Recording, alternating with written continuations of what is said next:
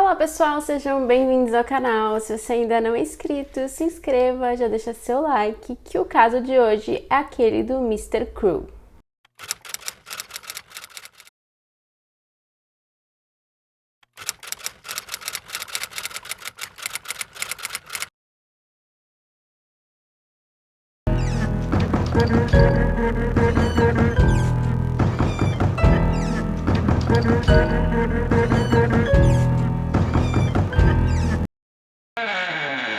O caso que eu vou contar hoje aconteceu nos anos 80, na Austrália, quando um criminoso mascarado aterrorizou o país. Lower Plant, em Melbourne, é um subúrbio onde moram famílias bastante abastadas e era considerado um lugar muito seguro nos anos 80. Porém, isso mudou completamente no dia 22 de agosto de 1987, quando uma família que morava ali naquela região teve a sua casa invadida. Nessa casa morava um casal com seus 2 filhos e um criminoso mascarado invadiu a casa, rendeu os pais, vendou os 2 e os obrigou a ficar de bruços, amarrou seus pés e mãos e os prendeu dentro de um armário. Depois ele amarrou o filho mais novo do casal, que era um menino de 7 anos, e ele pegou a filha mais velha do casal, que tinha 11 anos de idade, e a levou para um outro cômodo, onde a abusou. E parece que em algum momento, depois desse abuso, ele teria usado o telefone da família, e esse criminoso ele fez uma ligação usando o telefone da família. E segundo a vítima, ele teria ligado para alguém para ameaçar essa pessoa. E ele estava dizendo para essa pessoa que a próxima vítima seria da família dele. E antes de sair da residência, ele cortou a linha telefônica e furtou ali alguns itens, como uma jaqueta e uma caixa de discos. Então, é claro, assim que os pais conseguiram se soltar e ligar para a polícia, foi o que eles fizeram, e a polícia foi imediatamente até o local. E quando a menina, ela informou da ligação que o criminoso teria feito, os policiais de imediato tentaram ali verificar as ligações. Mas, para surpresa dos policiais, não havia nenhum registro de alguma ligação naquele intervalo de tempo. Então, eles imaginam que o criminoso só estava ali fingindo que estava numa ligação, porque ele sabia que a menina ia relatar isso depois para a polícia e talvez isso fosse uma maneira dele tentar despistar os policiais. E com as investigações, os policiais eles descartaram a possibilidade daquele crime ser um crime encomendado, da vítima ter sido escolhida especificamente. Então eles imaginavam que o criminoso podia muito bem agir novamente em breve. Então, no dia 27 de dezembro de 1988, a família Wills estava prestes a viver um momento mais traumático das suas vidas. Eles também tiveram a residência invadida, e isso teria acontecido por volta das 5h45 da madrugada. Então, o pai da família, o John Wills, ele relata que quando ele acordou, ele sentiu um objeto na sua testa, que esse objeto era uma arma, e o criminoso disse para ele não tentar agir como um herói. Ele descreveu que o criminoso estava usando um macacão azul e uma máscara de esqui. O John Will, junto com a sua família, moravam numa casa que ficava a poucos quilômetros daquela primeira casa que ele tinha invadido há quase um ano atrás. E além do revólver, o criminoso também segurava uma faca. Então o John, é claro, ele não quis arriscar a vida da sua família, então ele colaborou com o criminoso. Da mesma forma que aconteceu no crime anterior, o criminoso obrigou os 2 a ficarem de bruços e ele amarrou os 2, tanto o John quanto a sua esposa. E mais tarde ficou constatado que o nó que ele fez para amarrar tanto o John quanto a esposa dele era um nó bastante específico que é muito usado ali por marinheiros. E assim como no caso anterior, ele também amarrou tanto o John quanto a esposa dele. E ele disse que ele estava ali apenas pelo dinheiro, porém logo ficou claro que isso não era verdade, apesar de que ele roubou ali um dinheiro que ele encontrou em cima de uma escrivaninha. Depois ele pegou e começou a cortar todas as linhas telefônicas que tinham na casa. E então ele foi até o quarto das filhas do casal, eram 4 meninas, e ele chegou lá chamando pelo nome da Sharon. E a Sharon era a filha mais velha do casal, que tinha 10 anos na época, e assim como as suas irmãs, ela estava dormindo. Ela acordou ali sem entender o que estava acontecendo, obviamente. Ele então a amordaçou, a amarrou e ele fugiu, levando a menina junto. E antes dele fugir, ele ainda conseguiu pegar algumas peças de roupa dela e levou junto com eles. E os pais da Sharon tiveram uma certa dificuldade ali para se soltar. Eles levaram cerca de 15 minutos para conseguir soltar os nós que o criminoso tinha feito. E é claro, como as linhas telefônicas na casa dele estavam cortadas, eles tiveram que correr até a casa do vizinho para poder chamar a polícia.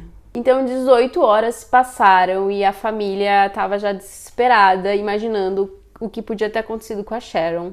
Até que por volta da meia-noite, uma senhora ela acabou esbarrando ali sem querer numa menina que estava sozinha numa esquina. E ela estava ali com sacos de lixo verde enrolados no seu corpo, como se ela estivesse vestindo aqueles sacos de lixo. E apesar do que a Sharon tinha passado, ela estava ali bastante calma, bastante tranquila. Então ela conseguiu falar ali para essa senhora o seu nome e contou o que aconteceu, que ela tinha sido levada de dentro da sua casa e que o homem tinha deixado ela ali e dito para ela ligar para a família dela. E como a Sharon ela foi mantida vendada durante todo o ataque, então ela não sabia dar muitas informações ali, muitas características sobre o criminoso. Segundo a menina, ele falava de uma forma bem calma e de certa forma até parecia assim ser uma pessoa gentil. E é claro que isso chocou um pouco ali os investigadores, visto a crueldade dos crimes que ele estava cometendo. Ela inclusive contou que o tempo que ela passou ali junto com o sequestrador, ele chegou a servir um lanche para ela. E antes de deixar a menina ali nessa rua, o criminoso ele foi bastante cauteloso, ele cortou as unhas da menina, escovou seus dentes, inclusive passou fio dental nos dentes da menina, para ter certeza que não teria ali nenhum vestígio seu deixado para trás. É possível também que ele tenha destruído ali, queimado as roupas da menina, ou mesmo guardado como recordação, mas ele também teve esse cuidado de colocar a menina enrolada naqueles sacos de lixo para não deixar nenhuma evidência. E apesar dos investigadores acreditarem que os dois casos tinham ligação, que era o mesmo criminoso, eles mantiveram meio que em sigilo essa informação, eles não comentaram isso com a imprensa e com a população. E mais tarde, o criminoso ele acabou recebendo esse apelido de Mr. Cruel, ou Senhor Cruel, quando um jornal ele acabou se referindo dessa forma ao criminoso, já que ninguém sabia a identidade dele. E é claro que para a família Wills foi um momento muito traumatizante e isso refletiu nos meses seguintes. A família passou a dormir todo mundo junto na sala, os filhos passaram a dormir ali com os pais na sala para que todo mundo ficasse junto. A família também ganhou um cachorro ali de segurança e eles também instalaram câmeras de segurança pela casa. E como haviam poucas evidências, eles também não tinham muitas esperanças de que o criminoso fosse encontrado. Porém, havia uma informação específica que a Sharon deu para os policiais, que eles acharam que podia ter ali uma grande importância, que foi o fato dela ter ouvido um som de avião. Então é claro que os investigadores eles levaram em consideração essa informação e eles começaram a imaginar que talvez o criminoso teria levado a Sharon até a casa dele e esse local seria ali perto de algum aeroporto ou de alguma pista de pouso. Então, 2 anos depois, o criminoso age novamente. Dessa vez, a família vitimada seria a família Linas. A família havia se mudado para a Austrália em função dos negócios. Eles vinham da Inglaterra. E, na verdade, eles estavam prestes a retornar para a Inglaterra dali a alguns dias, quando essa tragédia aconteceu. E a família tinha escolhido aquela região de Melbourne para poder morar com a sua família, porque eles acreditavam que ali era um lugar mais seguro. Então, em julho de 1990, o casal ele saiu de casa para ir para uma festa de despedida. Como eu falei, eles estavam prestes a retornar para a Inglaterra. Então, durante esse período que eles estiveram fora, que foram ali poucas horas, eles deixaram suas filhas sozinhas em casa. As filhas eram Fiona, de 15 anos, e Nicola, de 13 anos. Novamente, o criminoso invadiu a casa quando as meninas estavam dormindo e as abordou. E ele mandou a menina mais nova ir buscar o seu uniforme da escola que ela estudava. Enquanto isso, ele foi amarrando a filha mais velha. E novamente, ele estava ali portando um revólver e uma faca. E ele conseguiu fugir utilizando o carro que a família tinha alugado. E ele fugiu levando a filha mais nova. E antes de sair, o criminoso ainda falou para Fiona que o pai dela teria que pagar ali um valor, um resgate, para poder ter a filha mais nova de volta. E cerca de 1 quilômetro depois que ele tinha saído, ele deixou o carro alugado, o carro da família, e passou a menina para um outro carro. E ele segue com a menina nesse outro carro. Então, cerca de 20 minutos depois que o criminoso teria ido embora, os pais das meninas chegam em casa e eles percebem que o carro não estava ali estacionado e que a porta da frente estava aberta. Então, eles encontram a filha mais velha ali amarrada, desesperada. e a menina informa que a sua irmã mais nova tinha sido sequestrada. Ao contrário da Sharon, a Nicole ela não voltou tão cedo para os braços da família. O pai, inclusive, deu ali uma entrevista para a imprensa dizendo que era para o sequestrador devolver a filha dele, que ele pagaria aquele resgate. Porém, para a polícia estava bem claro que o objetivo do criminoso não era o dinheiro. Então, depois de cerca de 50 horas, a menina ela é liberada, mesmo sem pagamento de nenhum resgate. E claro que a polícia, mais uma vez, acredita que se trata do mesmo criminoso. A menina ela estava enrolada num cobertor e ela foi deixada ali numa estação de eletricidade. E antes de ir embora, o sequestrador falou para ela que era para ela deitar de bruços e esperar até que ele fosse embora. Então depois ela tirou a venda que estava nos seus olhos durante o tempo todo ali do sequestro e foi até a casa mais próxima que ela encontrou para pedir para a pessoa ligar para a polícia. E nesse dia era o aniversário de 14 anos da menina. E dessa vez a vítima ela conseguiu dar várias informações ali importantes sobre o criminoso. Inclusive ela conseguiu dizer mais ou menos a altura que ele tinha, que era cerca de 1,75. E ela conseguiu ter essa noção da altura dele, baseado na própria altura. Então, enquanto ele estava levando ela ali para o carro, ela conseguiu perceber mais ou menos a diferença de altura que eles tinham. Então, ela chegou a essa conclusão que ele tinha ali cerca de 1,75. E, além disso, ela também conseguiu descrever ali com uma certa clareza como era a casa do sequestrador e o seu carro. A menina também disse que, enquanto ela estava na casa do sequestrador, ela ouviu ele falar com uma outra pessoa. Porém, os policiais eles acreditam que talvez isso tenha sido novamente só para despistar e é provável que não tivesse mais ninguém lá. Durante o tempo que ela esteve ali no cativeiro, ela ficou presa ali uma forma de colar cervical, ficou presa ao seu pescoço e à cama do sequestrador. E antes dele liberar ela, ele teria dado um banho na menina e tomado ali algumas precauções, como ele fez com a Sharon. E mais uma vez, a vítima disse ter ouvido ali um barulho de avião. Então, isso reforçava que possivelmente era o mesmo criminoso dos casos anteriores e que esse criminoso morava ali em alguma rota de passagem de aviões ou perto de alguma pista de pouso. Então, a polícia continua trabalhando ali com as poucas informações que eles têm, até que em abril de 1991, o Mr. Crew ataca novamente. John e Phyllis Chen eram um casal extremamente trabalhador, eles trabalhavam ali cerca de 18 horas por dia, para poder dar uma vida ali mais luxuosa para suas 3 filhas. O casal era imigrante ali na Austrália e eles trabalhavam muito para dar uma boa vida ali para sua família. E eles possuíam 3 restaurantes na Austrália, então eles acabavam ali passando muito tempo fora de casa e eles costumavam chegar só depois da meia-noite em casa. Então as 3 filhas ficavam sozinhas e a Carmen, que tinha 13 anos, ela ficava encarregada de cuidar das outras 2 irmãs mais novas. E a essa altura, os policiais eles já acreditavam que o criminoso ele vigiava ali as famílias que ele ia vitimar com alguma antecedência. Então é provável que ele já soubesse que as meninas ficavam sozinhas durante aquele período em casa.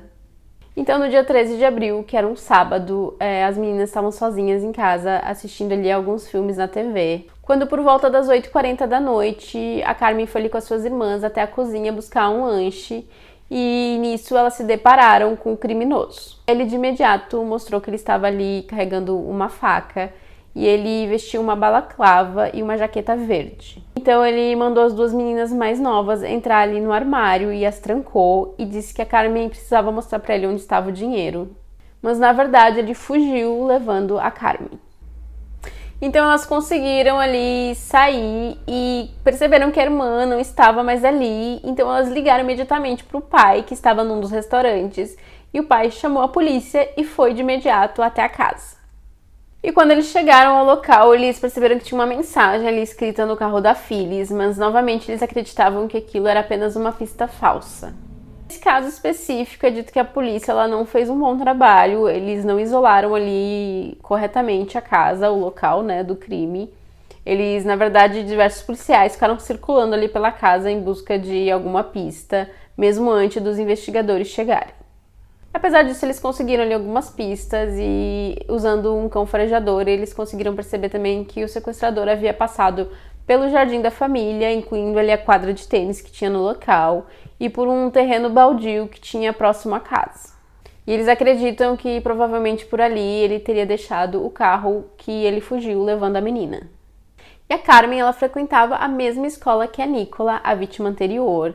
Então, novamente, a polícia acreditava que era o mesmo criminoso e que talvez esse fato, essa informação da escola, poderia levar até a identidade do criminoso.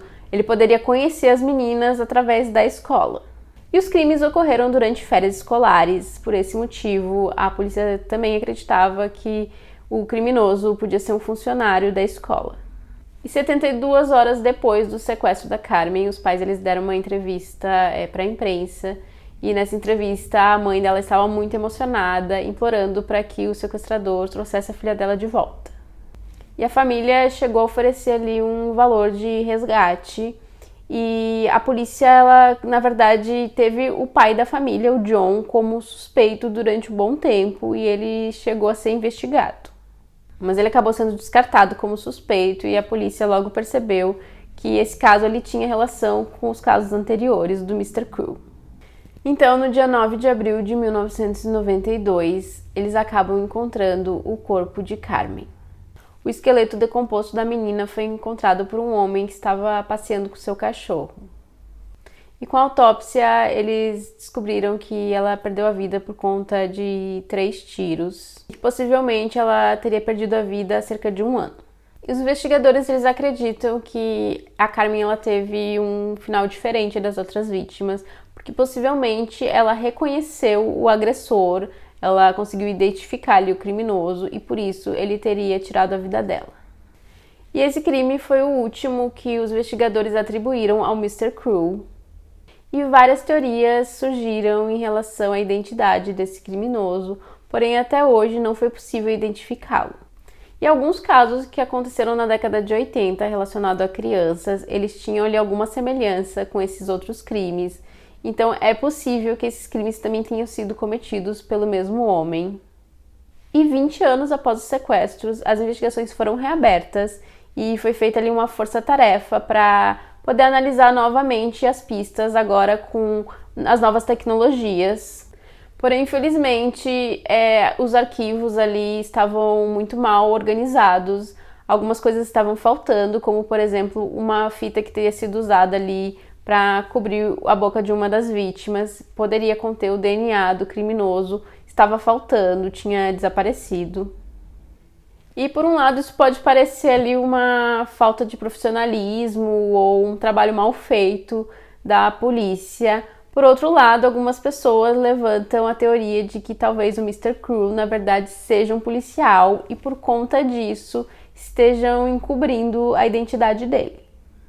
E reforçando essa teoria, também tinha o fato de que ele era muito cuidadoso para não deixar nenhuma prova forense, então ele sempre cortava ali as unhas das vítimas e as limpava. E isso fez muitas pessoas acreditarem que o Mr. Crew, na verdade, era um policial. E ao longo dos anos, alguns suspeitos foram apontados, mas acabaram sendo descartados. E até hoje, a identidade do Mr. Crew continua sendo um mistério. Ele é até hoje um dos criminosos mais procurados na história da Austrália.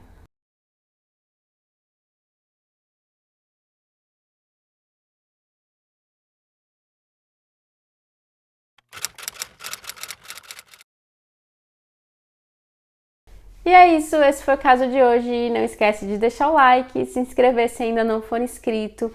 Aproveita e compartilha esse vídeo com alguém que você acha que pode gostar desse conteúdo. E até o próximo vídeo.